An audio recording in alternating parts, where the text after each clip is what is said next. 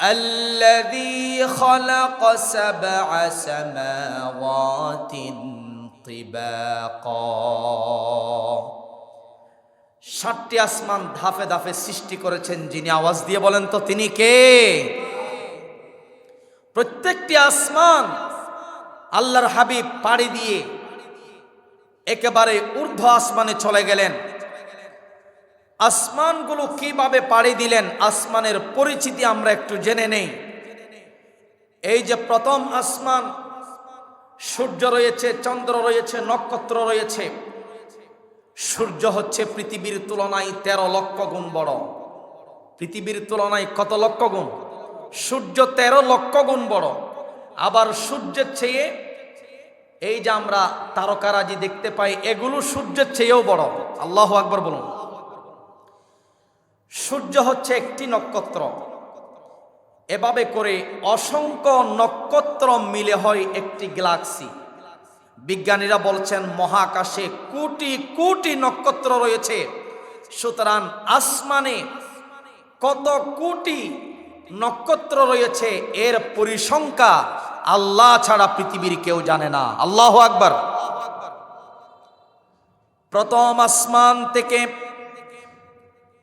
প্রথম আসমান যে আমরা লক্ষ্য করছি, এই প্রথম আসমান দুনিয়ার জমিন থেকে 500 বছরের রাস্তার সমান দূরত্ব।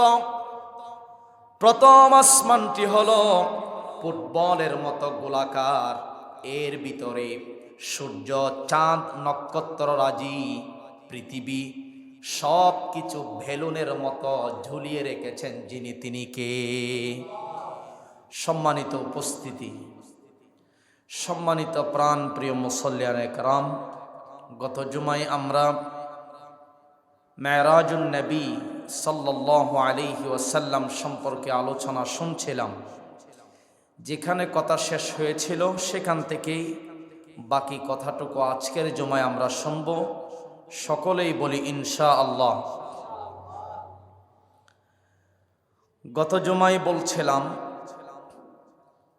মেরাজ কেন করিয়েছিলেন। মেরাজ করিয়েছিলেন রাসূলের দুঃখ কষ্ট দূর করার জন্য, রাসূলকে সান্ত্বনা দেওয়ার জন্য। অনেক কারণ তো আছে, তার মধ্যে এটি একটি। তো রাসূল পাক সাল্লাল্লাহু আলাইহি ওয়াসাল্লামের সিনা মুবারক অপারেশন হলো কাবা শরীফের পাশে। সিনা মুবারক অপারেশন সম্পূর্ণ হলো 7ম আকাশে যাওয়ার জন্য। এবার কাবা প্রাঙ্গণে আল্লাহ পাক ফেরেশতার মাধ্যমে একটি প্রাণী পাঠালেন। সেই প্রাণীর কালার হচ্ছে সাদা, কচ্ছরের চেয়ে ছোট, গাধার চেয়ে কিছুটা বড়। সেই প্রাণীকে বলা হয় বুরাক।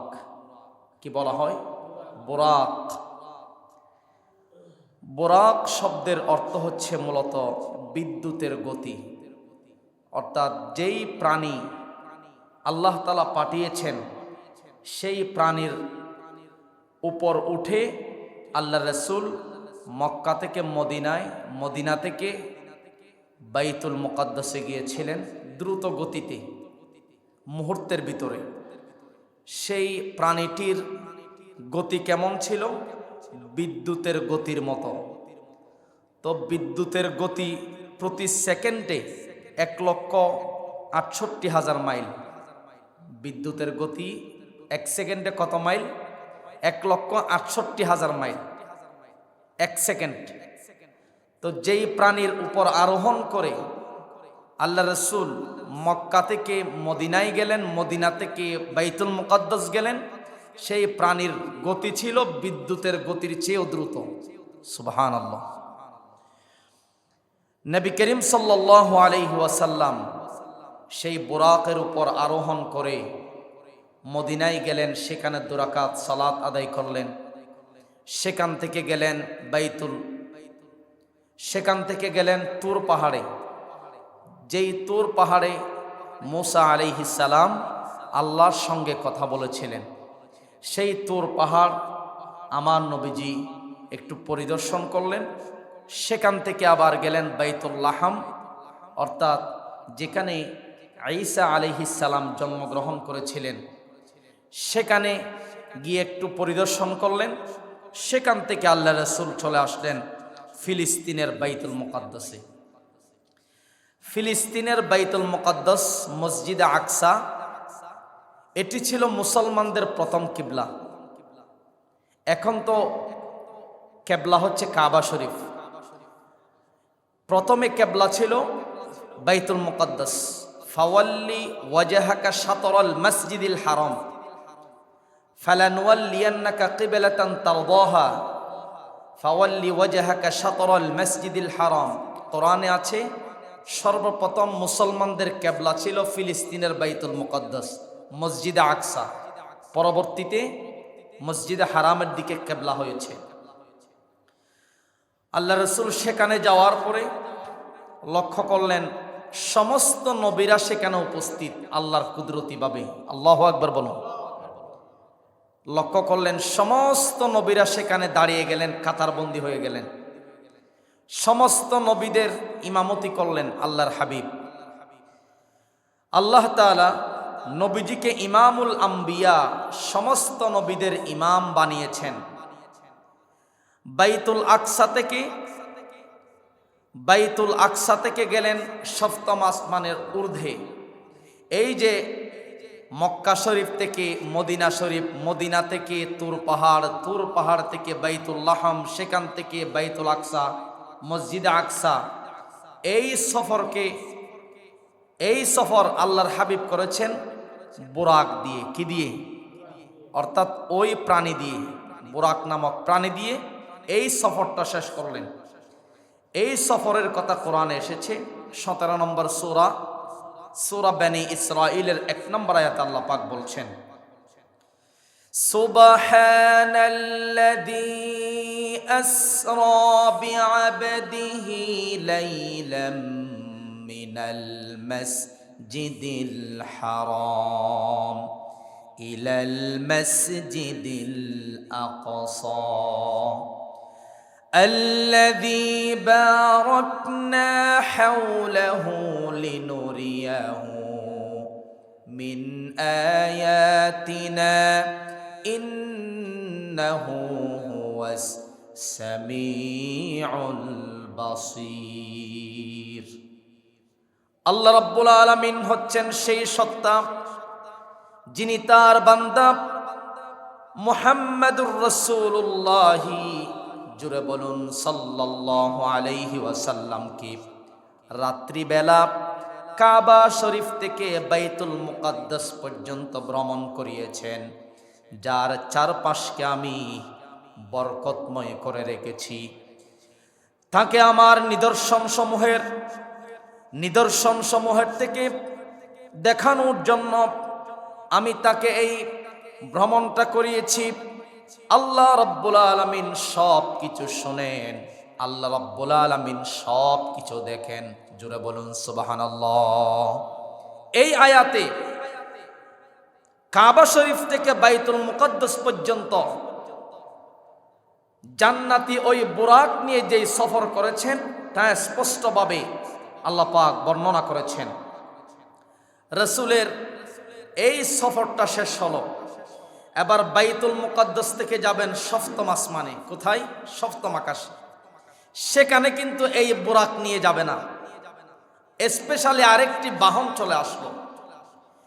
সেই বাহনের নাম এসেছে কিতাবে রফরফ। সেই বাহনের নাম কি? রফরফ, চলন্ত সিঁড়ি।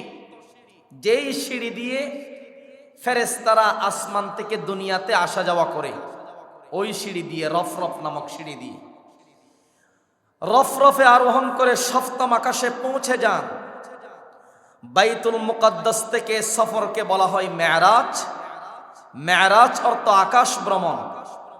হযরতে জিবরাইল আলাইহিস সালাম ও হযরতে মিকাইল আলাইহিস সালাম রাসূলের সফর সঙ্গী ছিলেন। তারাও প্রথম আসমানে রাসূলের সঙ্গে চলে গেলেন। সুবহানাল্লাহ। বাইতুল মুকাদ্দাস থেকে যেই সফর এটাকে বলা হয় মেরাজ। এটাকে কি বলা হয়? মেরাজ। মেরাজ অর্থ হচ্ছে আকাশ ভ্রমণ। শুধুমাত্র আমাদের নবীজির দ্বারাই সম্ভব। আমাদের নবীজিকেই আল্লাহ তাআলা এই ভ্রমণটা করিয়েছেন পুরস্কার হিসাবে, রসুলের সম্মান হিসাবে। সুবহানাল্লাহ জোরে বলুন। রসুলের সফর সঙ্গে ছিলেন জিবরাইল এবং মিকাইল আলাইহিস সালাম। প্রথম আসমানে চলে গেলেন। প্রথম আসমানে আছেন হযরতে আদম আলাইহিস সালাম।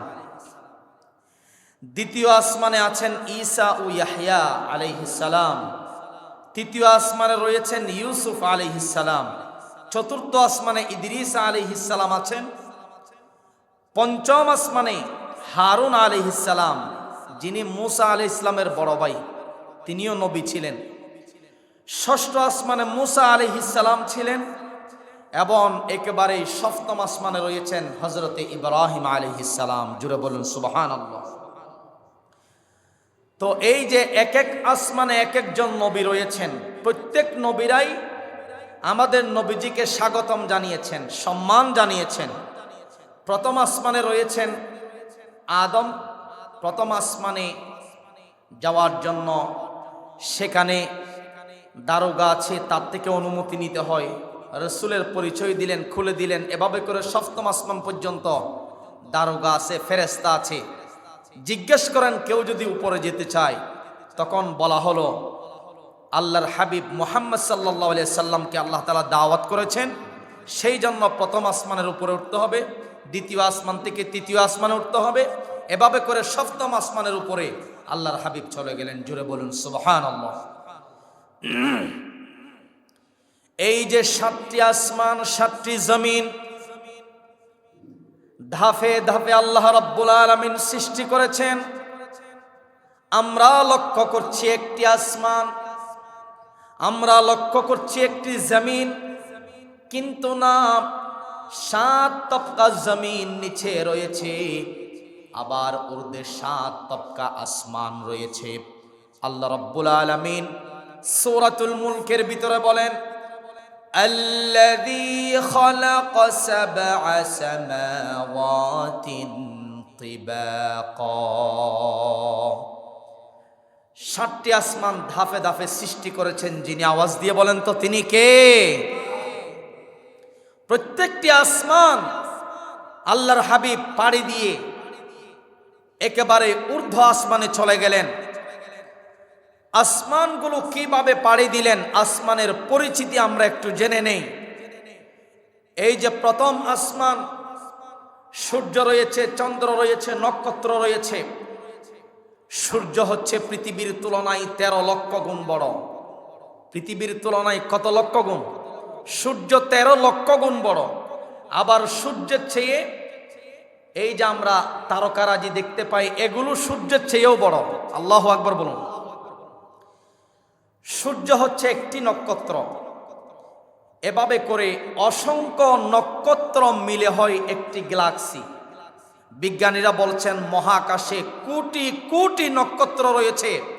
সুতরাং আসমানে কত কোটি নক্ষত্র রয়েছে, এর পরিসংখ্যা আল্লাহ ছাড়া পৃথিবীর কেউ জানে না। আল্লাহু আকবার। প্রথম আসমান থেকে, প্রথম আসমান যে আমরা লক্ষ্য করছি, এই প্রথম আসমান দুনিয়ার জমিন থেকে 500 বছরের রাস্তার সমান দূরত্ব। প্রথম আসমানটি হলো ফুটবলের মতো গোলাকার।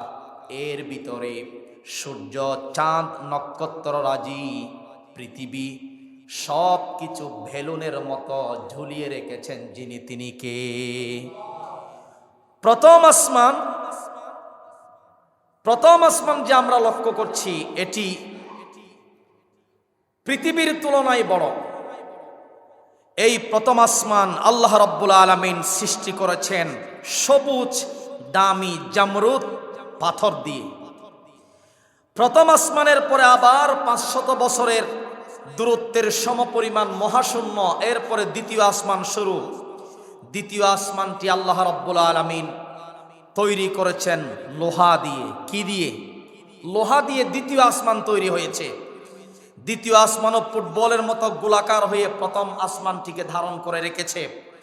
এরপরে তৃতীয় আসমান, দ্বিতীয় আসমান থেকে তৃতীয় আসমান আবার 500 বছরের রাস্তার সমান দূরত্ব, মহাশূন্য। এরপরে তৃতীয় আসমান স্বরূপ তৃতীয় আসমানটি আল্লাহ পাক তৈরি করেছেন তামা দিয়ে, চতুর্থ আসমান তৈরি করেছেন রূপা দিয়ে, পঞ্চম আসমান আল্লাহ পাক তৈরি করেছেন স্বর্ণ দিয়ে, ষষ্ঠ আসমান তৈরি করেছেন নীল রত্ন দিয়ে। এভাবে করে সপ্তম আসমান আল্লাহ পাক সৃষ্টি করেছেন লাল ইয়াকুত পাথর দিয়ে। সুবহানাল্লাহ জোরে বলো। তাহলে সপ্তম আসমান এত বড় যে এর সামনে পৃথিবী, সূর্য, নক্ষত্ররাজি, প্রথম আসমান থেকে ষষ্ঠ আসমান সব কিছুর চেয়ে 7 আসমানটি কত বড় আল্লাহ ছাড়া কেউ জানে না। ঠিক কিনা জোরে বলুন। একমাত্র আল্লাহ পাক জানেন সপ্তম আসমানটি কত বিশাল। এই এক একটি আসমান কুদরতিভাবে রফরফ নামক সিঁড়ির মাধ্যমে, বাহনের মাধ্যমে আল্লাহ পাক রাসূলকে সপ্তম আকাশের ঊর্ধ্বে নিয়ে গেলেন কুদরতিভাবে। সুবহানাল্লাহ জোরে বলুন। সপ্তম আসমানের উপরে রয়েছে বাইতুল মামুর। বাইতুল মামুরটা হচ্ছে ফেরেশতাদের ইবাদতের গৃহ। এটি রয়েছে কাবা শরীফের সোজাসুজি 7 আসমানের উপরে। কাবা শরীফে যেমন প্রতিদিন হাজার হাজার আল্লাহর বান্দা বান্দিরা তাওয়াফ করে, তদ্রূপভাবে সপ্তম আসমানের উপরে যে বাইতুল মামুর রয়েছে, এই বাইতুল মামুর নামক ইবাদতের ঘরটা লক্ষ লক্ষ ফেরেশতারা তাওয়াফ করে, জিয়ারত করে। সুবহানাল্লাহ। হাদিসের মধ্যে এসেছে, মুসলিম শরীফের বর্ণনা, ওয়াইদা হুয়া ইয়াদখুলুহু কুল্লা ইয়াউমিন ৭০,০০০ মালাকুন লা ইয়াউদুনা ইলাইহি।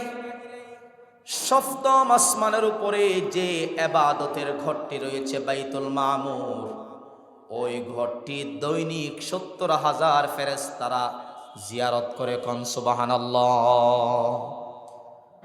দৈনিক ৭০,০০০ ফেরেশতারা জিয়ারত করে।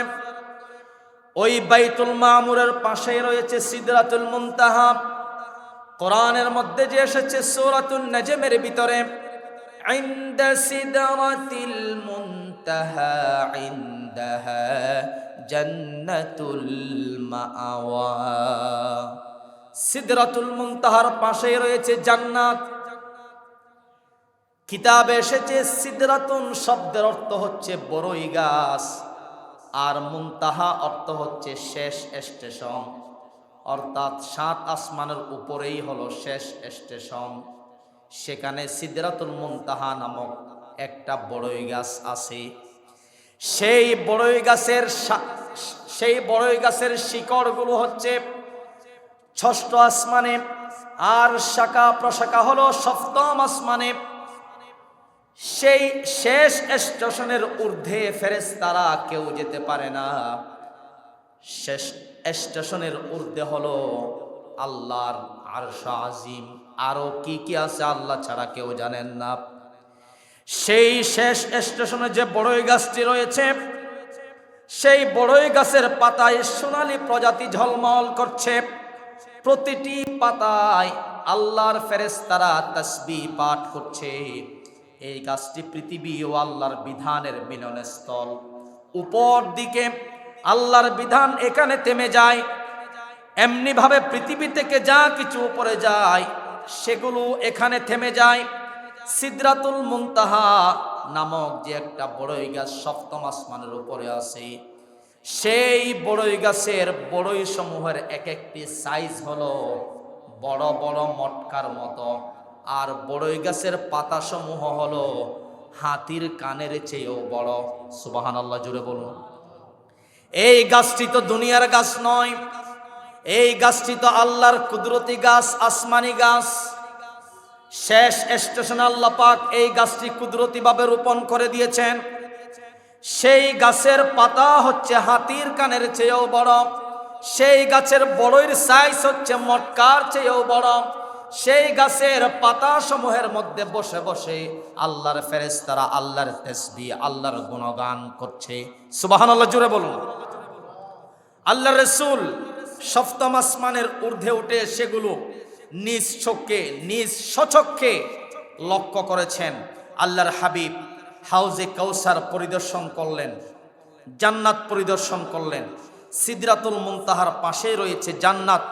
হাদিস শরীফে এসেছে জান্নাতে প্রবেশ করলেন আল্লাহর হাবিব, সেখানে এক আশ্চর্য বিষয় লক্ষ্য করলেন।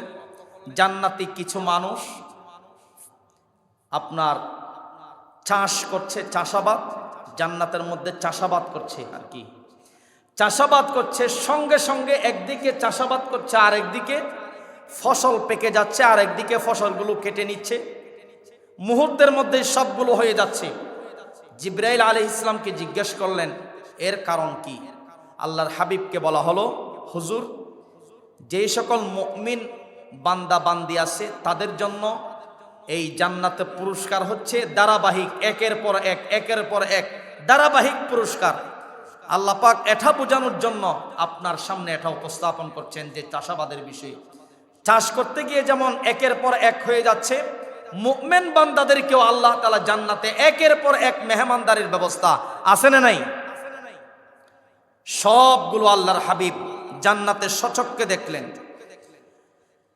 এমন সময় নবী করিম সাল্লাল্লাহু আলাইহি ওয়াসাল্লাম জান্নাতের ভিতরে কারো পায়ের আওয়াজ শুনতে পেলেন, কেউ যেন জান্নাতের ভিতরে হাঁটছেন। জিজ্ঞেস করলেন, জিবরিল আমিন বললেন, ইয়া রাসূলুল্লাহ, জান্নাতের মধ্যে কেউ হাঁটছেন না। এই যে হাঁটার চলার আপনি আওয়াজ শুনতে পাচ্ছেন, দুনিয়ার জমিনে আপনার বেলাল হাঁটছেন, সেই বেলালের আওয়াজ জান্নাতে শোনা যাচ্ছে। এই জন্য এই জান্নাতে আল্লাহর কাছে বেলালের মর্যাদা বেশি। আল্লাহু আকবার। রাসূল সেখান থেকে এসে বললেন, ফাইন্নী সামিআতু দাফানা আলাইকা বাইনা ইয়াদাই ফিল জান্নাহ, জান্নাতে আমি খড়মড়ে আওয়াজ শুনতে পেলাম। রাসূলুল্লাহ সাল্লাল্লাহু আলাইহি ওয়াসাল্লাম জান্নাতে থাকা অবস্থায় বেলালের আওয়াজ শুনতে পেলেন। বেলাল জমিনে হাঁটলেও তার আওয়াজ জান্নাতে চলে যায়। বেলাল আজান না দিলে আকাশের মধ্যে বেলালের আজান পৌঁছে না। তিনি ছিলেন কুচকুচে কালো বিশ্রী একজন ব্যক্তি। তার মর্যাদা আমলের কারণে আল্লাহর কাছে বেশি হয়ে গেল, ঈমানের কারণে আল্লাহর কাছে তার দাম বেড়ে গেল। সুবহানাল্লাহ, জুড়ে বলুন। হযরতে বেলাল রাদিয়াল্লাহু তাআলা আনহু মসজিদে নববীতে আজান দিলে তার আজান 7 আকাশের ঊর্ধ্বে শোনা যেত। একদিন মসজিদে নববীতে নতুন মুয়াজ্জিন নিয়োগ করা হলো, সুমধুর কণ্ঠে আজান দেওয়া হলো, কিন্তু 7 আসমানের উপরে আজান পৌঁছে না। ফেরেশতা ডাক দিয়া বলেন, ইয়া রাসূলুল্লাহ, আজকে কি মসজিদে নববীর মধ্যে আজান হয় নাই নাকি? আল্লাহর হাবিব বললেন, কত সুললিত কণ্ঠে আজান দেওয়া হয়েছে, নতুন মুয়াজ্জিন নিয়োগ করা হয়েছে। ফেরেশতা বলল, ইয়া রাসূলুল্লাহ, মসজিদে নববীর আজান 7 আসমানে পৌঁছে নাই। আল্লাহর হাবিব বুঝতে পারলেন বেলাল আজান দেয় নাই বিদায় তার আওয়াজ পৌঁছে নাই। বেলালকে ডাকা হলো, আবার আজান দেওয়া হলো। আজান দেওয়ার সঙ্গে সঙ্গে 7 আসমানে বেলাল রাদিয়াল্লাহু তাআলা আনহুর আওয়াজ পৌঁছে যায়। সুবহানাল্লাহ, জুড়ে বলুন। ঈমানের কারণে, তার আমলের কারণে আল্লাহর কাছে তিনি দামি হয়ে গেলেন। এই জন্য বেলালের মর্যাদা জান্নাতের মধ্যে বেশি, আল্লাহর কাছে বেলালের মর্যাদা বেশি। রাসূলুল্লাহ সাল্লাল্লাহু আলাইহি ওয়াসাল্লাম দুনিয়াতে চলে আসলেন। মেরাজ থেকে জান্নাত যে পরিদর্শন করলেন, জান্নাতের মধ্যে আল্লাহর হাবিব লক্ষ্য করলেন হযরতে আবু বকর যেই জান্নাতটাতে থাকবেন তাও আল্লাহর হাবিব পরিদর্শন করলেন। দুনিয়াতে এসে বললেন, ওগো আমার সাহাবীরা, আমার আবু বকরের জন্য জান্নাতের সকল দরজা একসঙ্গে ডাকবে, জান্নাতের সমস্ত দরজা একসঙ্গে আবু বকরকে আহ্বান করবে জান্নাতে প্রবেশ করার জন্য। সুবহানাল্লাহ, জুড়ে বলুন। জান্নাতে আবু বকর কি অবস্থায় থাকবে? তার জন্য কি ব্যবস্থা রাখা হয়েছে আল্লাহর হাবিব নিজ চোখে দেখে এসেছেন।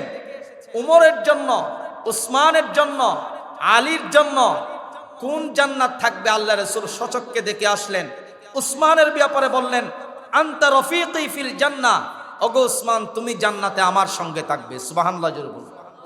আলী রাদিয়াল্লাহু তাআলা আনহুকে বললেন, ওগো আলী, আমি যেই জান্নাতে থাকব আমার সামনাসামনি যে কামরা রয়েছে, রুম রয়েছে, সেটি হবে তোমার বাসস্থান জান্নাতে। সুবহানাল্লাহ জোরে বলুন।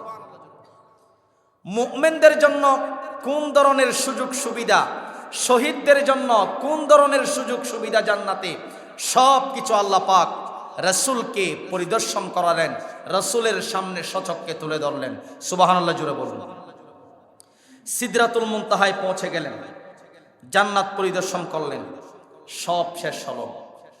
এবার আল্লাহর হাবিব আরশা আজিমে যাবেন, আল্লাহর সান্নিধ্যে যাবেন। সিদরাতুল মুনতাহা শেষ স্টেশন, সেখানে আশেপাশে জান্নাত। কোরআনে আছে সূরা নাজমের যে আয়াত আমি পড়েছি, ইনদা সিদরাতিল মুনতাহা ইনদাহা জান্নাতুল মাওয়া। জিবরিল বললেন, ইয়া রাসূলুল্লাহ, আমি আর মিকাইল দুনিয়া থেকে আপনাকে নিয়ে আসছি 7 আসমানে, এটা শেষ স্টেশন, এর উপরে যাওয়ার আর সুযোগ নাই, আমাদের আর ক্ষমতা নাই, পাওয়ার নাই, সব ক্ষমতা আল্লাহর হাতে। এবার আপনি আল্লাহর কাছে বলুন কিভাবে আপনি সেখানে যাবেন, এটা আপনার বিষয়, আমাদের দায়িত্ব শেষ। আল্লাহর হাবিব সিজদায় পড়লেন। আল্লাহর পক্ষ থেকে কিতাব এসেছে, আরেকটি স্পেশালি বাহন চলে আসলো। সেই বাহনে আরোহণ করে সোজাসুজি আল্লাহর আরশা আজিমের মধ্যে আল্লাহর হাবিব চলে গেলেন। যাওয়ার পরে কিতাবের মধ্যে এসেছে, রাআইতু রাব্বি আযজা ওয়া জাল্লা, আল্লাহর হাবিব বলছেন, আমি আমার চোখ দিয়ে মহান প্রভুকে দেখেছি। সুবহানাল্লাহ জোরে বলুন। দুনিয়ার চক্ষু দিয়ে নয়, আখেরাতের চক্ষু দিয়ে, আল্লাহর কুদরতি চক্ষু দিয়ে আল্লাহর হাবিব আল্লাহকে দেখেছেন। দুনিয়ার চোখ দিয়ে আল্লাহকে দেখা যায় না। মুসা আলাইহিস সালাম তো বারবার আল্লাহকে বলেছিলেন তুর পাহাড়ে, ওগো আল্লাহ, পর্দার আড়ালে আর কথা বলতে ভালো লাগে না। তুর পাহাড়ে কথা বলতেন পর্দার আড়ালে, আল্লাহকে দেখতেন না। মুসা আলাইহিস সালাম বলছেন, ইয়া আল্লাহ, আর কতদিন আড়ালে কথা বলবে, একটু সরাসরি দেখা দেন। আল্লাহ তাআলা বললেন, দেখার সেই পাওয়ার তো তোমার চোখে নাই, দুনিয়ার চক্ষু দিয়ে তো আমি আল্লাহকে দেখা যায় না। মুসা আলাইহিস সালাম বারবার বলছেন, তখন আল্লাহ পাক এমন একটা নূর মুসা আলাইহিস সালামের সামনে দিলেন। নূরটা দেখার সঙ্গে সঙ্গে মুসা আলাইহিস সালাম বেহুশ হয়ে মাটিতে পড়ে গেলেন। আল্লাহু আকবার বলুন। তাহলে দুনিয়ার চক্ষু দিয়ে আল্লাহকে দেখা যায় না। রাসূলের সিনা মুবারককে অপারেশন করলেন, আল্লাহর হিকমত দিয়ে, নূর দিয়ে, রহমত দিয়ে ঢেলে দিলেন, এবং স্পেশালি কুদরতি পাওয়ার দিয়ে আল্লাহর হাবিব আল্লাহকে দেখেছেন আরশা আজিমে। আল্লাহু আকবার জোরে বলুন। আল্লাহর হাবিব মুহাম্মদুর রাসূলুল্লাহ, জোরে বলুন সাল্লাল্লাহু আলাইহি ওয়াসাল্লাম, আরশা আজিমে যাওয়ার সঙ্গে সঙ্গে সিজদায় পড়ে গেলেন। ফাসাজাদতু লাহু, আমি আল্লাহর কুদরতি পায়ে সিজদায় পড়ে গেলাম। নবী করিম সাল্লাল্লাহু আলাইহি ওয়াসাল্লাম সিজদায় পড়ে গেলেন। এবার আল্লাহ রাব্বুল আলামিনের প্রশংসা করলেন।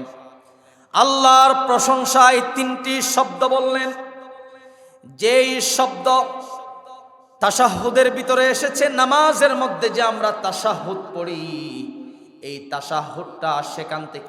আল্লাহর আরশ আজিমে রাসূল সিজদায় পড়লেন, সিজদা থেকে উঠলেন, ওঠার পরে আল্লাহর প্রশংসায় বললেন, আত্তাহিয়াতু লিল্লাহি ওয়াস সালাওয়াতু ওয়াত তাইয়্যিবাত। আল্লাহ রাব্বুল আলামিন বলছেন, ওগো আল্লাহ, আমার সমস্ত মৌখিক ইবাদত আপনার জন্য, আমার সমস্ত শারীরিক ইবাদত আপনার জন্য, আমার সমস্ত আর্থিক ইবাদত আপনার জন্য। আল্লাহর হাবিব সাল্লাল্লাহু আলাইহি ওয়াসাল্লাম আল্লাহর প্রশংসা করলেন এই সকল বাক্য দিয়ে, শব্দ দিয়ে। আল্লাহর হাবিব যে প্রশংসা করলেন, এর উত্তরে আল্লাহ রাব্বুল আলামিন রাসূলকে বললেন, আসসালামু আলাইকা আইয়ুহান নাবিয়্যু ওয়া রাহমাতুল্লাহি ওয়া বারাকাতুহু।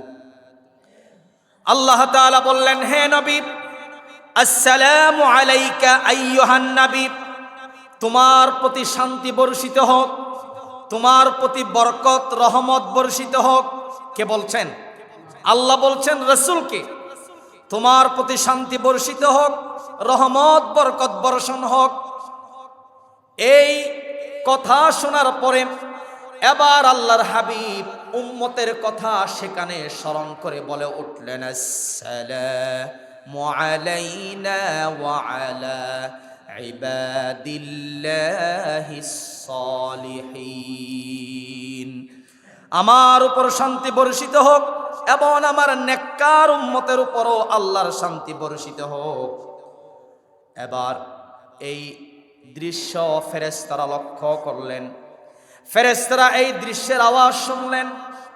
সমস্ত ফেরেশতারা সাক্ষ্য দিয়ে বলে উঠল, স্বীকৃতি দিয়ে বলে উঠল, আশহাদু আল্লা ইলাহা ইল্লাল্লাহু ওয়া আশহাদু আন্না মুহাম্মাদান আবদুহু ওয়া রাসূলুহু। তাহলে এই তাশাহুদটা এসেছে সেখান থেকে। নামাজের ভিতরে তাশাহুদ পড়তে হয়, ঠিক কিনা বলুন? এই তাশাহুদ সেখান থেকে এসেছে। ফেরেশতারাও স্বীকৃতি দিলেন। আল্লাহ এবং রসুলের যে সান্নিধ্য হয়েছিল, যে কুতুবক্তন হয়েছিল, এর স্বীকৃতি দিয়ে তারা এই কালিমা পাঠ করেছিলেন। সেখানে অনেক কথা হয়েছে। মেরাজে, আরশে আজিমে এক বন্ধু আর এক বন্ধুর সান্নিধ্যে গেলে অনেক ধরনের কথা হয়। সবগুলো কি বলা যায় নাকি? সবগুলো তো বলা যায় না। বিভিন্ন ধরনের আলাপ আলোচনা বন্ধুর মধ্যে হয়ে থাকে, কারণ রসুল হচ্ছেন আল্লাহর বন্ধু হাবিবুল্লাহ। গত জুমায় বলছিলাম, খলিলুল্লাহ হচ্ছেন ইব্রাহিম আলাইহিস সালাম। ইব্রাহিম নবী আল্লাহর জন্য পাগল হয়েছেন, আল্লাহ এটাকে গ্রহণ করলেন এবং বন্ধু হিসাবে স্বীকৃতি দিলেন। সুবহানাল্লাহ। আর হাবিবুল্লাহ হচ্ছেন আমার রসুল, আমাদের নবীজির জন্য আল্লাহ নিজেই পাগল হলেন। সুবহানাল্লাহ, জুড়ে বলুন। তো বন্ধুর মধ্যে অনেক আলাপচারিতা হয়েছে, কথোপকথন হয়েছে, কথাবার্তা হয়েছে। এর মধ্যে উপহার হিসাবে উম্মতের জন্য 50 ওয়াক্ত সালাত। সবাই আমরা জানি এই ঘটনা। রসুল আল্লাহর সান্নিধ্য থেকে আলাদা হলেন, চলে আসতে লাগলেন। মুসা আলাইহিস সালামের সঙ্গে ষষ্ঠ আসমানে দেখা হলেন। কি পুরস্কার পেলেন? উম্মতের জন্য আমাকে একটু শেয়ার করেন। রসুল বলছেন 50 ওয়াক্ত সালাত। মুসা আলাইহিস সালাম বললেন, 50 ওয়াক্ত সালাত তো আপনার উম্মতেরা পড়বে না, কমিয়ে আনেন। কমাতে কমাতে একেবারে 5 ওয়াক্ত। আল্লাহর হাবিবকে আল্লাহ তাআলা বললেন, উম্মতের নরনারী 5 ওয়াক্ত নামাজ যদি পাঠ করে পরের সময় মতো আদায় করে ফেলে, তাহলে আল্লাহ তাআলা 50 ওয়াক্ত নামাজের সওয়াব দিয়ে দিবে। এটাই হচ্ছে পুরস্কার, এটাই হচ্ছে উম্মতের সম্মান। উম্মতের জন্য স্পেশালি সম্মান হচ্ছে, পুরস্কার হচ্ছে এটাই। 5 ওয়াক্ত পড়লেই 50 ওয়াক্ত নামাজের সওয়াব। ভাইরা আমার, আল্লাহর হাবিব মুহাম্মদুর রাসূলুল্লাহ, জুড়ে বলুন সাল্লাল্লাহু আলাইহি ওয়াসাল্লাম, 50 ওয়াক্ত সালাত নিয়ে সিদরাতুল মুনতাহার নিকট আবার আসলেন। রাসূল জিবরিলকে বললেন, জান্নাত তো পরিদর্শন করলাম, একটু জাহান্নামটাও পরিদর্শন করতে চাই, দেখতে চাই কি অবস্থা। জিবরিল আমিন রাসূলকে নিয়ে জাহান্নামের দিকে রওনা হয়ে গেলেন। একটু পরিদর্শন করবেন, অবস্থা একটু পর্যবেক্ষণ করবেন। আল্লাহর হাবিব জাহান্নামের সকল দৃশ্য দেখলেন। তাফসিরে মাআরিফুল কোরআনের ভিতরে এসেছে, মুফতি শফি রহমাতুল্লাহি আলাইহি, যিনি পাকিস্তানের এই তাফসিরের কিতাবটা তিনি লিখেছেন, তাফসিরে মাআরিফুল কোরআন। এই তাফসিরের কিতাবের ভিতরে এসেছে, জমিনের 7ম স্তরের নিচে রয়েছে জাহান্নাম।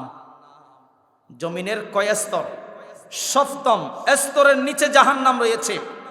এখনো জাহান্নাম জমিনের নিচে সংকুচিত অবস্থায় রয়েছে। কিয়ামতের দিন এটাকে বিস্তৃত করে একেবারেই সপ্তম আসমানের নিচ পর্যন্ত পুরো স্থানকে জাহান্নামে পরিণত করা হবে। রাসূলুল্লাহ সাল্লাল্লাহু আলাইহি ওয়াসাল্লামকে বিশেষ অবস্থায় আসমানে ওঠার পূর্বে বিভিন্ন পর্যায়ে শাস্তি দেখানো হয়েছে। জমিনের নিচে যে 7 তবকা জমিনের নিচে জাহান্নাম রয়েছে, এটার সুস্পষ্ট একটা প্রমাণ ইউরোপের একটি পত্রিকায় এসেছে। ইউরোপের একটি নিউজের মধ্যে এসেছে যে তারা ইউরোপের একটি জায়গায় জমি খনন করতে লাগলো। তারা বড় বড় মেশিন দিয়ে, যন্ত্র দিয়ে জমিন খনন করতে লাগলো। জমিন খনন করতে করতে একেবারে বহু গভীর নিচে চলে যায়। গভীর নিচে যাওয়ার পর সেখানে যন্ত্র আর কাজ করে না, মেশিন আর কাজ করে না, মাটি কাটার মেশিন। সেখানে যখন মেশিন লাগায় আর মাটি কাটা যায় না, বিশাল বিশাল পাথর, একেবারে মেশিন যন্ত্র পর্যন্ত নষ্ট হয়ে যায় আর কাজ করে না, বিশাল বিশাল পাথর নিচে। তো সেখান থেকে ধারণা করছেন সপ্তম জমিনের সপ্তম স্তরের নিচে রয়েছে জাহান্নাম, হয়তো পাথরের নিচে থাকতে পারে, সংকুচিত অবস্থায় আছে। কিয়ামতের পূর্বে আল্লাহ তাআলা সেটাকে প্রশস্ত করবেন, আসমানের নিচ পর্যন্ত পুরাই জাহান্নাম দিয়ে আল্লাহ তাআলা ভরপুর করে দিবেন। প্রিয় ভাইয়েরা, এটা তাফসীরের কিতাবের মধ্যে এসেছে। তো রাসূলকে জাহান্নাম দেখানো হলো।